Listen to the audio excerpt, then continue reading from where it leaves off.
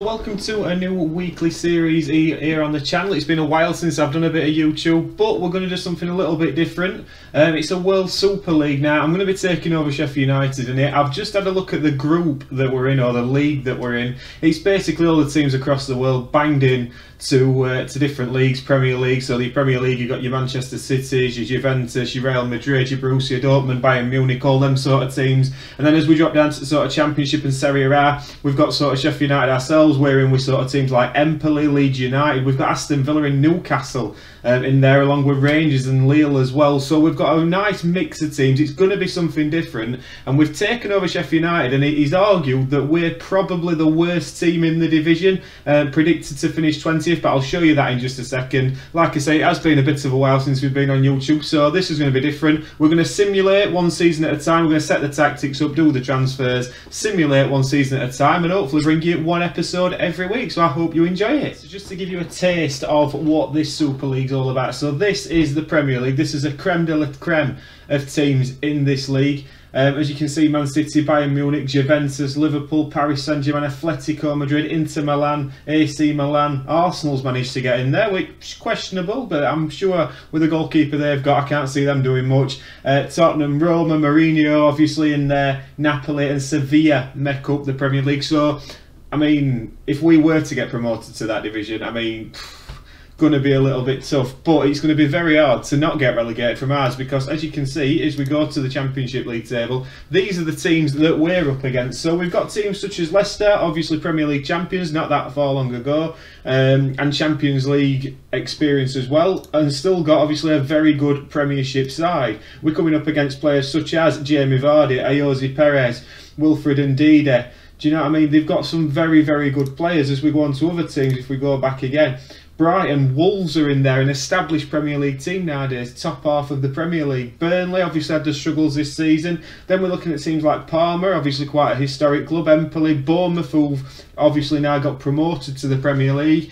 Everton struggling in real life, but Frank Lampard may turn them around on this. There's a lot of good teams in this division, and as you can see, I think if we go to the season preview, we're predicted not quite to finish bottom. RC Lens predicted to finish bottom of the league, just behind us, and then Parma and Empoli. So we've got a real battle on our hands to get out of this bottom three, really.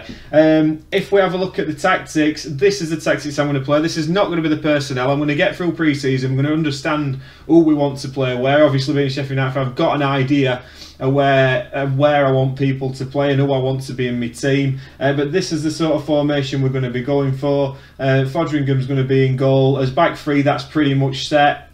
Bogle or Baldock, either or. Ender Stevens has got an injury, so 2 to 3 months, so that's a big issue for us. But like I said, it is going to change. Sander Berg's obviously going to be a big player for us. We have got a lot of players who are wanted by other clubs. Jack Robinson, wanted by a few. John Egan wanted by Corinthians. Strasbourg in for Chris Basham. George Baldock wanted by a few teams as well. Rangers, who are in our league.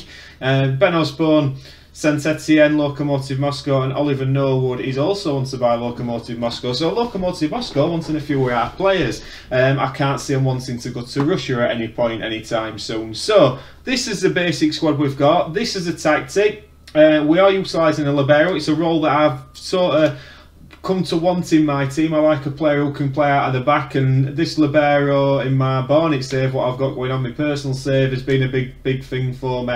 I'm hoping John Egan can do it, but we'll have to see how it goes. So I'm going to now do the pre-season friendlies. We're going to make hopefully a few transfers. Interestingly, on the transfer front, we've only got a £1 million transfer budget, 25 grand a week in the wage budget, which is next to no. Obviously, look at this guy, Moussa Djenepo, 33 grand a week. You wouldn't say he's a top class Premier League player, and we've got a few of them in our league what we're going to have to compete with even this season. Player search wise, I think it's going to be free transfers we're looking at. I mean, we're looking at people like John Obi Mikel, maybe Alameda.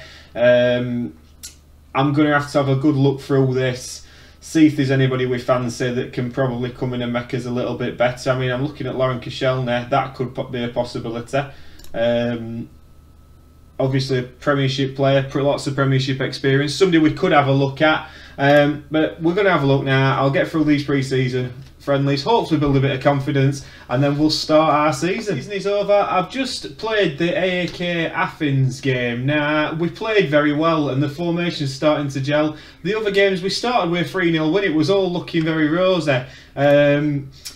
Urian Jebison and Morgan Gibbs-White getting on the score sheet. Then we got absolutely battered by Armenia Bielefeld at home, 6-0.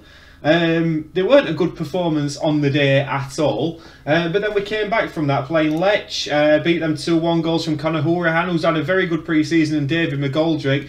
An injury to Illiman and Dyer were a bit of a concern, and then AEK Athens, as I've just said, Sander Berg scored. He's going to be massive if we're going to do anything in this season. We are pinning our hopes on him. He's the one who really is genuine class, and can play at a much higher level than probably what Sheffield United are at this moment in time.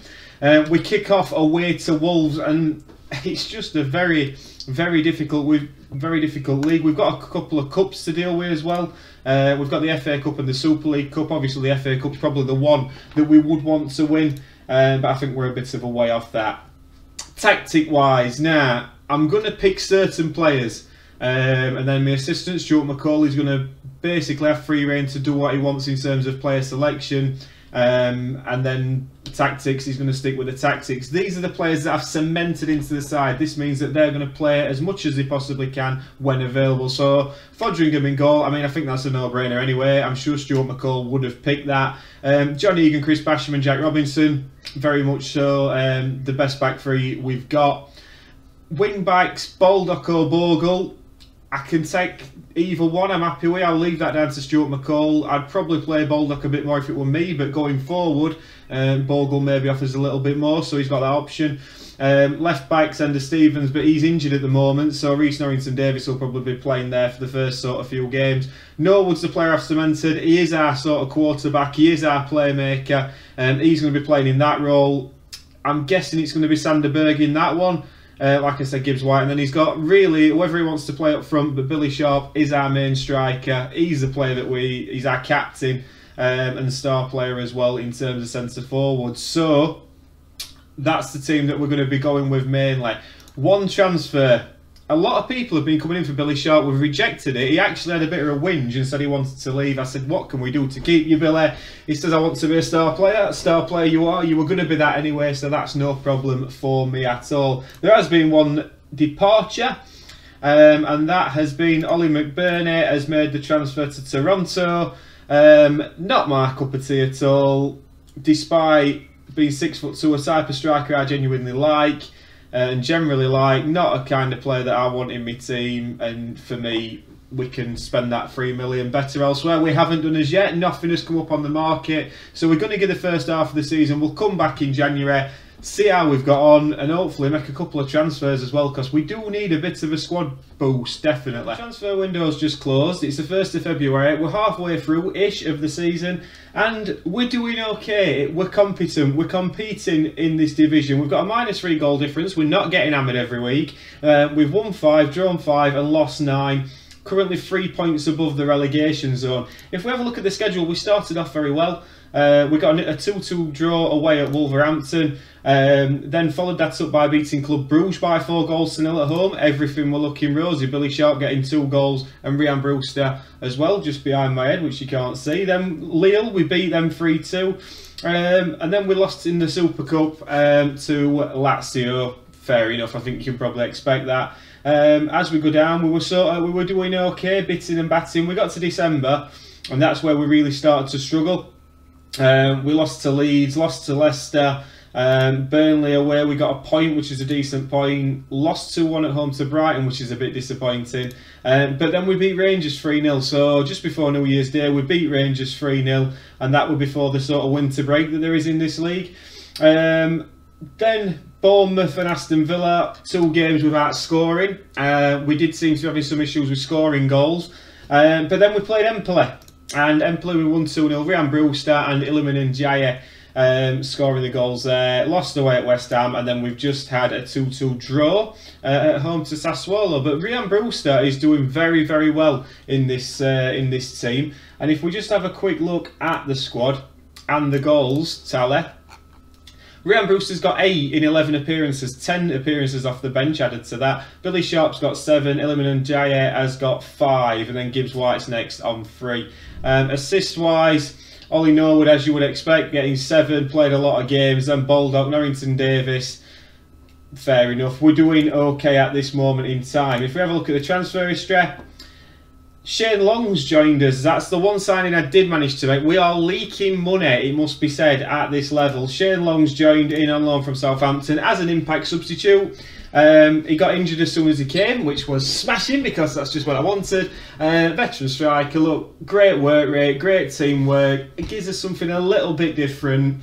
And just a workhorse, really, just something a little bit different that we haven't got. As in terms of outgoings, there hasn't been any further outgoings. John Fleck's wanting to leave, as is Sander Berger, which you can kind of expect. He wants to move to a bigger club, Sander Berger. He is one of our best players, as stated at the start of this video. So I think, we'll obviously keep on to the end of this season now. We'll manage to keep him till then, and then it's going to be a difficulty at the end of this season. So we now go for the second half of the season. We finish it at home, away to Empoli on the last day of the season. Can we stop up? I've got a funny feeling we can. Let's see how we get on. That's it, end of the season, and do you know what?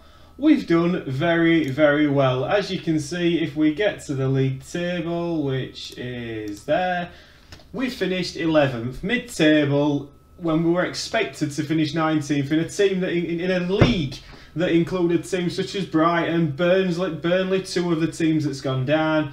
I mean, Leeds United have gone up as champions. In fairness, they've got a very good side. Everton, Leicester, Wolves, Villa, West Ham, Premiership teams with Premiership players, and we have managed to come 11th. We've come above Bournemouth. We've come above Southampton, Watford, Rangers we've managed to come above as well. And a big part of that has been, as you can see here, Ryan Brewster has scored 19 goals this season, and Oliver Norwood, I don't know if you can see that just behind my head, has got 14 assists. So they're 2 of the big reasons why we've managed to do what we've done. If we have a look, we got to February, didn't we? We managed to beat Wolves. We beat Wolves 3-1. And then had a decent February, only losing 1 game out of 5. Continued that trend in March, 1-1, lost 1, 1-1, lost 1. Unbeaten in April and only lost 1 game in May, which was away at Sassuolo. We were safe by then. We rounded it off 2-1 away at Empoli, with Billy Sharp and Ryan Brewster scoring the goals. If we have a look at the squad, as you can see, Ryan Brewster, 19 goals this season from 29 starts, 5 assists included in that. Billy Sharp next with 15. They've been the main front 2 this season, scoring 34 goals between them. Ryan Brewster's unhappy at the moment. He wants a new deal to reflect his ability. I've got to say, after that season, I don't see how he's not going to get one. Iliman Ndiaye, more of a supporting act this year. 13 starts, and 8 goals. Gibbs White's done well, 4 assists, 6 goals. And if we have a look at the assists, Oliver Norwood, 15 assists this season, average rating of 7. George Baldock as well has done very well in the last 5 games, above 7 with the average ratings there. So all in all, a very good season. It must be said, we've got a few contracts coming to an end, and there's a lot of players that we want to get rid of. Certainly the ones that's been out on loan, such as Luke Freeman, Oliver Berg, Max Lowe, Lys Mousset. Can he come back and do a job for us? If we can keep him fit, that's something we can have a look at. And if we have a look at the competitions, as we've said, Burnley and Brighton are the 2 teams that have gone down and been relegated. That would suggest that we can raid those 2, as well as Lens and Parma. That's going to be his first port of call for having a look at players. As I've said, finances-wise, we have been struggling, but we will get the reward for where we've finished in the league. I believe it's to be around 36 million. So that should bolster us somewhat. We've also got the European Conference League that we'll be playing in next season, as the way this Super League works. So that's something else for us to look at. But at the moment, I think we've already had his reward. 36 million in the bank. Hopefully, the transfer budget will be a bit more, and we can shape this side into next season. It's saying here 19 million. Give us that. I'm sure we can add to this already decent mid-table Championship team in this save and go again next season. I hope you've enjoyed that. We're going to leave you with the goal of the season. I'm going to find out where it is myself. I hope you've enjoyed the video. Like and subscribe, all that jazz, and hopefully we shall see you next weekend for another one. Have a good week. Right, so goal of the season, Stevens over the top to Brewster. Brewster skips past one, cuts inside and bang, keeper didn't even see it until it went past him. What a goal, Ryan Brewster. Goal of the season. Well, go on, we'll watch the other one and all. In Elimin and Jaya.